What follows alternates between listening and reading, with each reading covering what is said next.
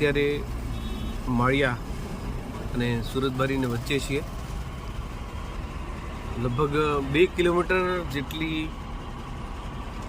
લાઈનો લાગેલી છે અને ટ્રાફિક જામ થઈ ગયો છે.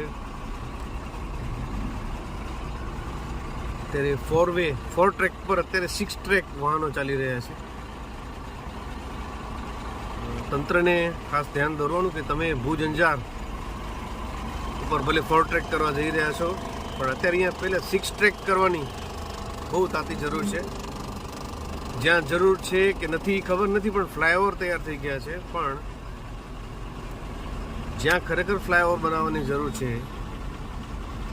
ત્યાં કેમ આટલું મોડું થઈ રહ્યું છે?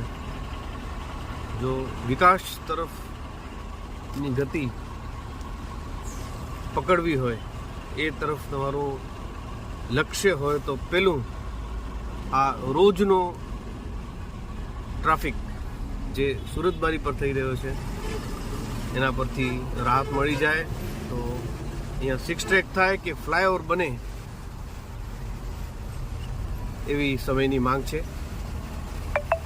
ખબર નહીં, વિડીયો જો ચલાવીશ તો ખબર નહીં કેટલા કલાકો થશે, પણ મને જે મેસેજ આપવો હતો એ મેસેજ આપી દીધો છે.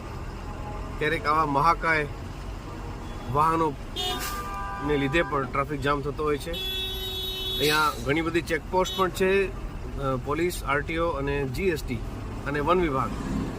આટલા બધા ચેકપોસ્ટ પરથી પણ આટલા વાહનોને પસાર થવું પડે છે. સારી વસ્તુ છે, ચેકિંગ જરૂરી છે, પણ સામે ટ્રાફિકની સમસ્યા હલ થાય એ સમયની માંગ છે. જય હિન્દ, જય ભારત.